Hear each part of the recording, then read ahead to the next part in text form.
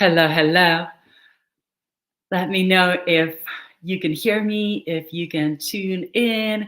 It's been a long, long minute that I've been live, and I've wanted to come out live because I've been literally um, swimming and fighting for my life. So here I am, feeling a lot better and ready to come out and share with you, give you some updates, and yeah, everything is just intense these days. So happy eclipse season. Today we have a beautiful new moon and total solar eclipse. So if we're feeling some intensity up in the air, it is a little intense and it's meant to be so. Um, I love that saying by Steve Jobs that it's really hard for us to connect the dots looking forward in life. So when big shifts are occurring in our life, it's really hard to understand why they're happening, especially if we're light workers, empaths, really nice people. Why are those things happening to us, right? So it's hard to connect the dots looking forward. But looking back, that's when we get to connect the dots. So I was reflecting on a time that was similar to this, that was 2012 in my life. And this is when my complete house of cards, I built this beautiful life, family and house and cars and career and everything went crumbling. So I was going through this massive separation, having to reinvent myself, being stripped from all the identities that I've built. And it was extremely humbling. I didn't know what the F was going on. But looking back now, I'm so grateful that I took that leap of faith. I walked out, I created a new life, and everything worked out at the end. Right? Everything's going to be okay at the end. If not, this is not the end.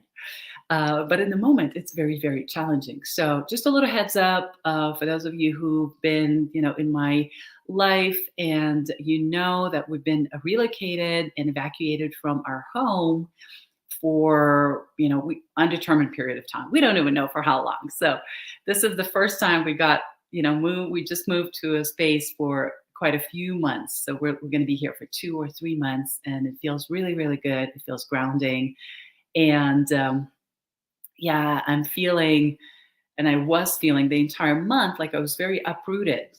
And it does have to do with our identity, with feeling safe in the world, and mainly also feeling safe in our body. So a lot of my personal work has been nervous system regulation, getting initiated even closer into somatic work and taking like exquisite care of myself, radical self-care. So I've been doing a lot of yoga, a lot of tapping, and dancing, breath work. So everything that can regulate my nervous system and make me feel safe in the body. And the shift that I'm going through is also a shift of identity. I've never been nomadic in my life.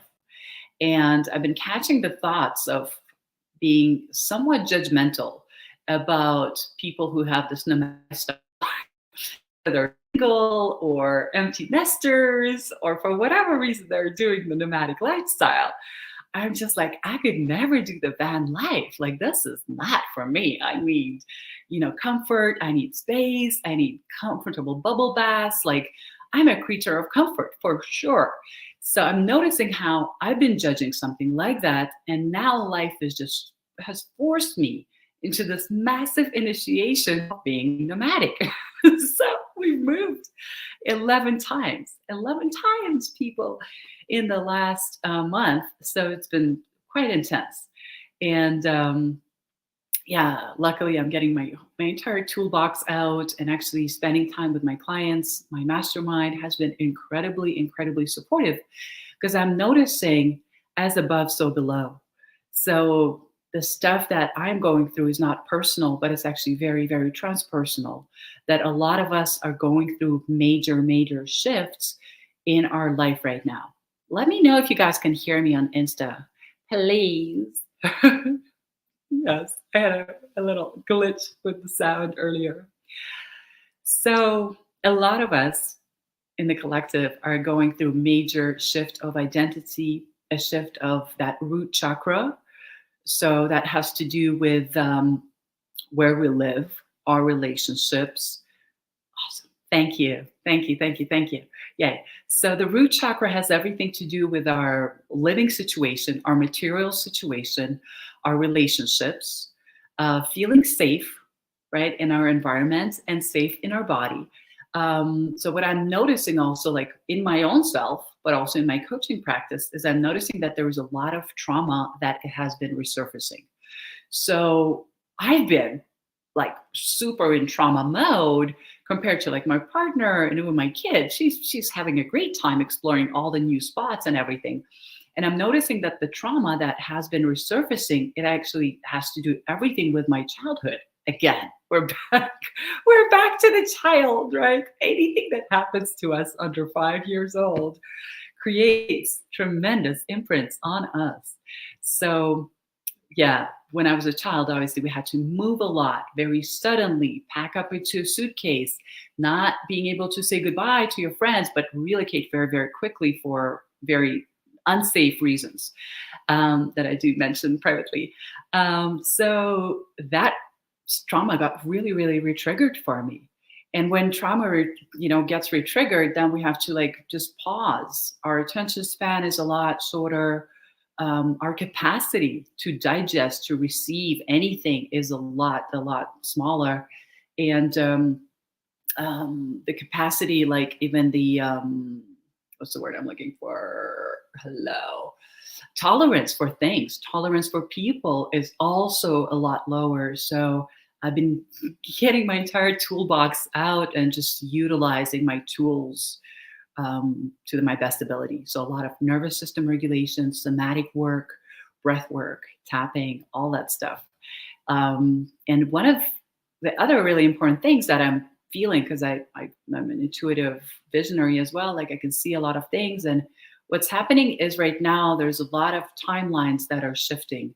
So from lower to higher, but there's like a battle between the timelines. There are great movies about that. One of them is Sliding Doors that I really like. It's an older one with Gwyneth Paltrow. And it's like different timelines that we can step into. And that choice creates a different outcome. Like if you stayed with that high school girlfriend or boyfriend and you married them and had a life with them, that would have had a different outcome of what you have right now. So there are always these crossroads and decisions that we take, right? And we're choosing a different expression and a different timeline for ourselves. And right now in the collective, we have a huge shift that's occurring. And there are major timeline shifts that are occurring. So there are very lower frequencies and lower vibrations that are just fighting for attention, fighting for old habits. So we might be noticing old habits, old patterns. We can go back to drinking or indulging in stuff that's like, what is that? Why am I doing this? I know it's not healthy for me. Old patterns, old hurts, old traumas as well. So that's where we are being pulled into these older, lower timelines. And also we are elevating. There's a possibility of really tapping into the highest expression of the new earth, of co-creation, of abundance, of love, of harmony for all. And that is also available to us right now. So that's why it's really important to work with our own personal timeline, not somebody's timeline, but really our own personal timeline. And choose your own vision. Replay it, like meditate with it, play with it. And even if there are glimpses, maybe there are a few seconds in the day that we get to be in them and taste them, they go a long way. They're like really healthy foods, like green juice or smoothies that like give you the power to be in the world. So that's what I wanted to share with you today. Little updates on me, the tools that have helped me to stay sane, stay on track. I've been taking a lot of beautiful supplements, and a lot of somatic work and nervous system regulation. So safety, anything that's been stripped away, especially on that foundational level of where do I live, who am I dating, who is my partner, who is my person. Again, the one and only we always get to spend our entire lifetime with is ourselves. So to me, it's been another initiation of how to feel safe in my own body, how to create my own heaven on earth. So self-regulation and yeah, a lot of that deepening the relationship with the self has been really, really amazing. So anyhow, I wanted to keep it short. Want to wish you a beautiful eclipse. If you are into astrology or if you have your chart, it's the invitation is to look into your North Node. North Node is your soul expression. It's your soul's evolution. And again, when we're talking about a soul's evolution, it's not necessarily the most comfortable thing that we came here to do. It's not the most comfortable or happy relationships, but it's the relationships that make us grow the most. So, or the experiences that make us grow the most. So sometimes when we look into astrology and we know our North Node, where is your North Node? It gives us a little bit of a cue of where are you going? What is your highest expression, highest evolution in this lifetime? So trusting and praying that you're evolving into the better you, even if the human feels extremely uncomfortable these days, even if we're feeling like, man, can we just get a break? All of our joys and comforts are being stripped away because we are creatures of habits and comfort. So we don't do discomfort and changes very well, and we don't do forgiveness very well. So there's a lot of stuff that we're unlearning and learning new ways. So that North Node can give you a little indication of where are we going. And one other thing that I wanted to share with you is, besides all the strategies and mindset, I started a lot of my career with mindset and, peak potential, Tony Robbins style, fake it till you make it, affirmations, priming, exercises. And then I went into yoga and meditation and all that. And right now I'm a lot more into nervous system and somatic work. But also the tool that has come back and really, really helped me the most, I would say also, is prayer. So building my altar, no matter where I am, and remembering to pray, remembering how to sit in prayer and really pray for a miracle, be in gratitude. The best prayer and the simplest prayer is always thank you. Thank you for whatever we can, thank the Creator for, whether it's the sunshine today or, friends, food that you have. So prayer has been one of the most important tools on this journey. So that's it, y'all. I'll make sure to go through the comments. So tell me, how are you navigating this eclipsey time? What is going on the human level? What is going on your soul level? And maybe some of the tools that you're using that are helping you. One of the things that I'm being called to offer with the Embodied Feminine is actually a prayer circle. So just stay tuned for that. I'm going away for the weekend with my mentor. So we did a mastermind and we're going to be deep in prayer together. So I'm going to be probably offering a little prayer circle when I come back next week. So there you go. A little update. Happy eclipse. We're in it. It's going to be a little intense for a couple of weeks until the lunar eclipse. And so we call it the eclipsy corridor, like 2 weeks of this like gooey, crystalline kind of energy. And connecting with the highest intention for our timelines, for our visions, for how you want to feel, how you want to be met.